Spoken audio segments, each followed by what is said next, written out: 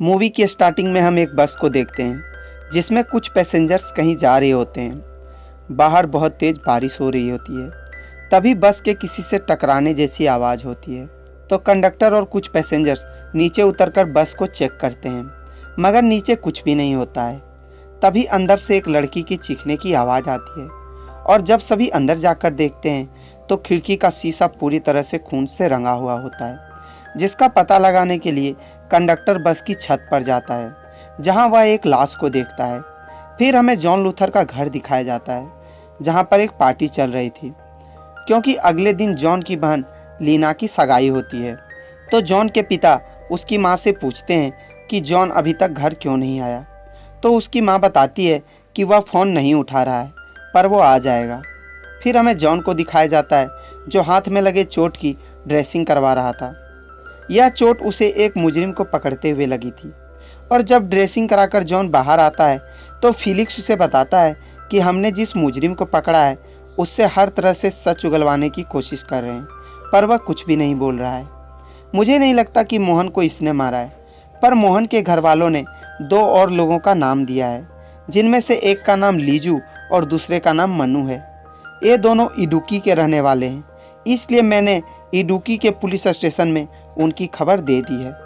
जिसके बाद दोनों मन्नार पुलिस स्टेशन चले जाते हैं, जहां एक कांस्टेबल जॉन को बताता है कि सुरनमलई में एक बाइक एक्सीडेंट हुआ है और बाइकर की ऑन द स्पॉट डेथ हो गई है। अभिलाष और मनोज वहां पर सिचुएशन का जायजा लेने के लिए गए हुए हैं। फिर जॉन अपने घर जाने के लिए निकल जाता है और रास्ते में एक्सीडेंट वाली जगह पर रुकता है, जहां अभिलाष उसे बताता है कि मरने वाले का नाम रेजी है और यह एर्नाकुलम का रहने वाला है। इसकी बाइक किसी गाड़ी से टकराई होगी और इसकी बॉडी ऊपर से बस में आके गिरी होगी। इसके बाद जॉन अपने घर चला जाता है। अगले दिन वह अपनी बहन की सगाई की पार्टी में होता है। तभी उसे फिलिक्स का फ़ोन आता है और वह पार्टी को बीच में छोड़कर वापस पुलिस स्टेशन चला जाता है, जहां फिलिक्स उसे बताता है कि एक्सीडेंट की जगह से थोड़ी दूर एक एटीएम है जिसमें सीसीटीवी लगा हुआ है। और जब वे एटीएम की फुटेज को देखते हैं तो बाइक में दो लोग सवार नजर आते हैं। दूसरे आदमी का नाम प्रकाश है, वह एक स्कूल टीचर है। रेजी और प्रकाश दोनों साथ में रियल एस्टेट का धंधा भी करते हैं। उसकी बीवी का कहना है कि वे दोनों मन्नार एक ज़मीन देखने के लिए गए थे और एक्सीडेंट के बाद से प्रकाश गायब है। फिर दोनों रेजी की टूटी हुई बाइक देखने जाते हैं, जहां वे इस नतीजे में पहुंचते हैं कि उनकी बाइक जिस भी गाड़ी से टकराई होगी उसका एक हेडलाइट टूटा होगा, क्योंकि एक्सीडेंट वाली जगह पर टूटे हुए शीशे के टुकड़े मिले हैं, पर वह कोई भी गाड़ी हो सकती है। जिसके बाद जॉन और फिलिक्स रेजी की कॉल डिटेल्स की मदद से अनिल के पास पहुंचते हैं, जो उन्हें बताता है कि रेजी और प्रकाश मेरे पास आए थे, फिर साइट देखकर वापस चले गए, लेकिन रेजी अपना चश्मा यहीं भूल गया था, इसलिए मैंने उसे वापस बुलाया, मगर वह लौटकर नहीं आया। जिसके बाद जॉन उस गाड़ी का पता लगाने के लिए बस कंडक्टर से सभी पैसेंजर्स की डिटेल्स मांगता है और पैसेंजर से एक्सीडेंट वाली जगह की सारी फ़ोटोज़ और वीडियोस अपने पास मंगवाता है। और सभी फ़ोटोज़ और वीडियोस को देखने के बाद उन्हें वह गाड़ी मिल जाती है। तो जॉन उस गाड़ी के ड्राइवर वर्गीस से मिलता है और उसे पकड़कर पुलिस स्टेशन ले आता है, जहां वर्गीस बताता है कि मैं मन्नार से सब्जी पहुंचाकर वापस आ रहा था और तेज़ बारिश भी हो रही थी। तभी मेरी गाड़ी से एक बाइक टकराई। एक आदमी तो रोड पर गिरा हुआ था और दूसरा कहां पर था ये मुझे नहीं पता है, तो मैं उसे वहीं पर छोड़कर वहां से भाग गया। वर्गीस की स्टेटमेंट सुनने के बाद जॉन एटीएम फुटेज को फिर से देखता है, जहां उन्हें वर्गीस की गाड़ी के पीछे 2 मिनट बाद एक और गाड़ी सेम डायरेक्शन में जाती हुई दिखती है, जिसके साइड में व्हीकल नंबर नहीं लिखा होता है, जिससे जॉन को शक होता है कि हो ना हो इसी गाड़ी में प्रकाश को किडनैप किया गया होगा। फिर उन्हें एक पैसेंजर के मोबाइल फुटेज में वही मिसिंग नंबर वाली वैन दिखाई देती है, जिसमें एक कंपास जैसा कुछ लटका हुआ होता है। पुलिस फोर्स उस गाड़ी को ढूंढने की पूरी कोशिश करते हैं, पर वो नाकाम हो जाते हैं। फिर हम एक बच्चे को देखते हैं जिसका नाम सुबिन होता है, जो स्कूल जाने के लिए बस पकड़ने की कोशिश करता है, पर बस उसे लिए बिना ही चली जाती है, तो वह पैदल ही जाने लगता है। जाते हुए उसके एक जूते का सॉल निकल जाता है। फिर वह गाड़ियों से लिफ्ट मांगता है और उसके सामने वही गाड़ी आकर रुकती है जिसकी पुलिस को तलाश होती है। तो सुबिन उस गाड़ी में बैठ जाता है, पर ना ही वह स्कूल पहुंच पाता है और ना ही वापस घर आता है। तो उसे खोजने के लिए जॉन और फिलिक्स उसी जगह पर जाते हैं जहाँ से रोज सुबिन स्कूल जाने के लिए बस पकड़ता था, जहाँ उन्हें वही जूते का सॉल मिलता है जो सुबिन के जूते से निकला था। कुछ दिनों बाद कांस्टेबल राजन जॉन को फोन करता है कि लीजू की आंटी सेंट पीटर्स चर्च आई है। यहाँ पर पिछले 4 दिनों से प्रार्थना चल रही है, लेकिन लीजू की आंटी अभी आई है। मुझे शक है कि लीजू यहाँ पर हो सकता है। तो जॉन और फिलिक्स उस चर्च में चले जाते हैं और मनु के हाथों में हथकड़ी लगा देते हैं, पर वह वहाँ से भागने लगता है। तो जॉन और फिलिक्स उसका पीछा करते हैं और फिर चारों में हाथापाई शुरू हो जाती है। हाथापाई के दौरान लीजू एक ट्यूबलाइट से जॉन के कान पर मारता है, मगर वो उन दोनों को पकड़कर स्टेशन ले जाता है। पर तभी जॉन के कानों से खून बहने लगता है और वह बेहोश होकर नीचे गिर जाता है। इसलिए फिलिक्स जॉन को हॉस्पिटल में भर्ती करता है, जहां जॉन के पिता अपनी फैमिली को बताता है।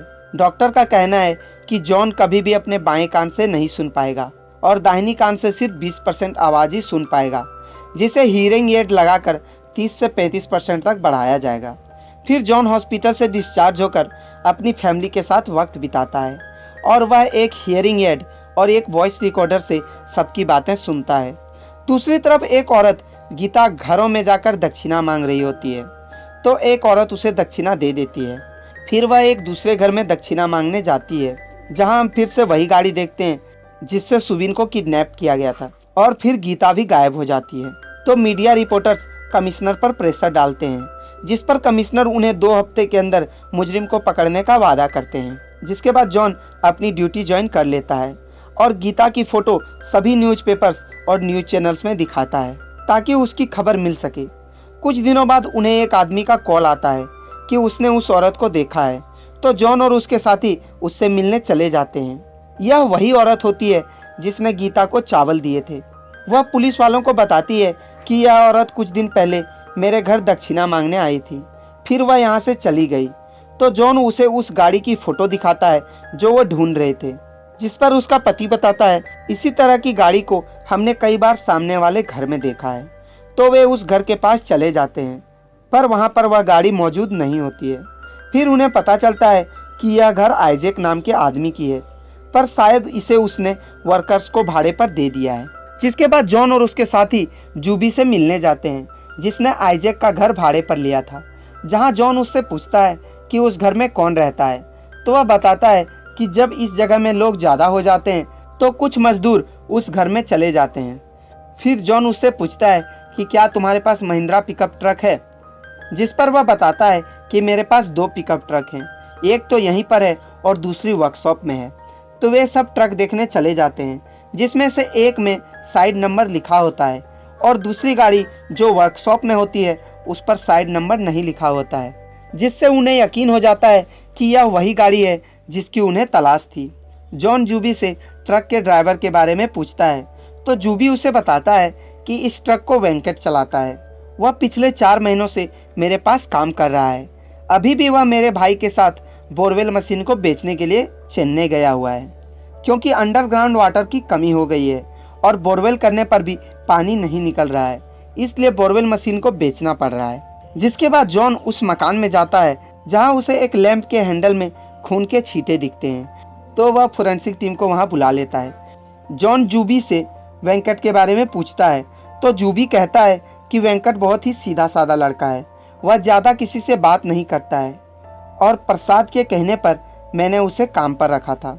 प्रसाद हमारा पुराना वर्कर है, मगर कुछ दिनों पहले खराब तबीयत होने के कारण वह वापस अपने गांव कुक्कूमलई चला गया है। फिर सभी कुक्कूमलई गांव चले जाते हैं, जहां प्रसाद उन्हें बताता है कि वेंकट बचपन से ही एक अजीब लड़का था। जब कुछ डॉक्टर्स एक आदमी का पोस्टमार्टम कर रहे थे तो वह ऊपर बैठकर देख रहा था। वह पढ़ने लिखने में बहुत तेज था, उसकी एक छोटी बहन भी थी। वह बचपन से ही डॉक्टर बनना चाहता था और एक दिन जब किसी आदमी का ट्रेन की पटरी में एक्सीडेंट हुआ था तो वह उसका दिमाग बाहर निकालकर अपने घर ले गया। जिसके बाद वह एंट्रेंस एग्जाम पास करके MBBS पढ़ने चला गया। वह अपने कॉलेज में फर्स्ट आता था, पर तभी उसकी बहन बीमार पड़ गई, मगर उसका इलाज करवाने के लिए हमारे पास पैसे नहीं थे। तो बिना किसी लाइसेंस के वह हॉस्पिटल में नाइट शिफ्ट में डॉक्टर का काम करने लगा और एक रात एक लड़की उसकी हॉस्पिटल में आई जिसे सांस लेने की दिक्कत थी। और वेंकट के एक सुई देने के बाद वह लड़की मर गई, जिसका सारा दोष वेंकट पर आ गया और तमिलनाडु सरकार ने वेंकट को डिबार्ड लिस्ट में डाल दिया। और दूसरी तरफ इलाज ना होने के कारण उसकी बहन मर गई और इस सदमे को मेरे भैया भाभी बर्दाश्त ना कर सके, इसलिए उन्होंने फांसी लगाकर आत्महत्या कर ली और वेंकट को भी 5 साल की सज़ा हो गई।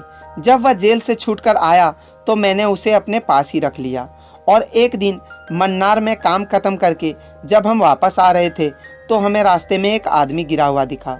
ये कोई और नहीं बल्कि प्रकाश था, जिसे हमने गाड़ी में बिठाया और हॉस्पिटल ले जाने लगे, मगर रास्ते में ही वह मर गया। तो वेंकट मुझे गाड़ी देकर उस लाश को लेकर आइजैक के घर में चला गया, जिसके बाद वह 2 दिनों तक काम पर नहीं आया और जब वह वापस काम पर आया तो वह बहुत ही खुश नज़र आ रहा था। कुछ दिनों बाद उसने 2 दिनों की और छुट्टी ली तो मुझे कुछ शक हुआ। फिर मैं उसे देखने गया और मैंने देखा कि वह एक बच्चे का पोस्टमार्टम कर रहा था, इसलिए मैं वहां से भागकर वापस अपने घर आ गया।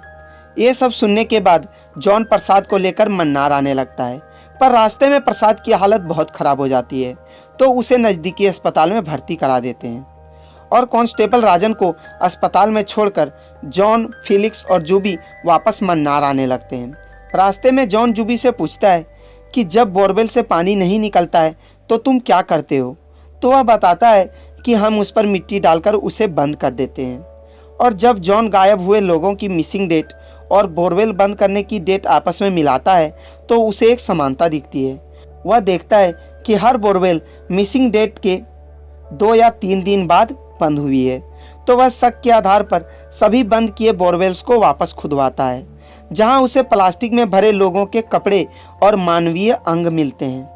जिसके बाद पुलिस स्टेशन में फिलिक्स जॉन को बताता है कि तमिलनाडु सरकार द्वारा डिबार्ड डॉक्टर्स की लिस्ट में कहीं पर भी वेंकट का नाम नहीं है। और जब जॉन उस लिस्ट को देखता है तो वह चौंक जाता है।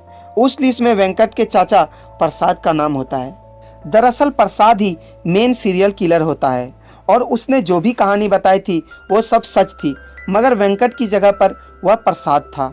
ये सब देखने के बाद जॉन राजन को कॉल करके प्रसाद को गिरफ्तार करने को कहता है, पर प्रसाद पीछे से आकर राजन को बेहोश कर देता है। दूसरी तरफ जॉन और फिलिक्स प्रसाद को पकड़ने के लिए कुक्कूमलई आने लगते हैं और जॉन कुक्कूमलई पुलिस स्टेशन को भी खबर कर देता है। जब जॉन और फिलिक्स कुक्कूमलई हॉस्पिटल पहुंचते हैं तो एक कांस्टेबल उसे बताता है कि हॉस्पिटल में दोनों में से कोई भी नहीं है।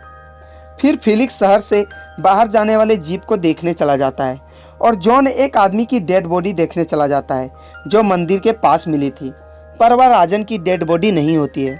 फिर जॉन को एक पेपर कटिंग की फोटो दिखती है और वह वापस हॉस्पिटल के ऑपरेशन थिएटर में चला जाता है, जहां प्रसाद राजन के हाथों में चीरा लगा रहा होता है। फिर प्रसाद और जॉन आपस में लड़ने लगते हैं, पर प्रसाद जॉन को कई बार चाकू से मार देता है, मगर जॉन प्रसाद को लेकर खिड़की के बाहर कूद जाता है और दोनों कीचड़ में लड़ने लगते हैं और आखिरकार जॉन प्रसाद को मार देता है और खुद अधमरा हो जाता है। पर तभी वहां पर फिलिक्स आ जाता है और जॉन को हॉस्पिटल ले जाता है, जिससे जॉन की जान बच जाती है और वह फिर से अपनी ड्यूटी ज्वाइन कर लेता है और यह मूवी यहीं पर ख़त्म हो जाती है। अगर वीडियो पसंद आई हो तो वीडियो को लाइक करें और चैनल को सब्सक्राइब करें।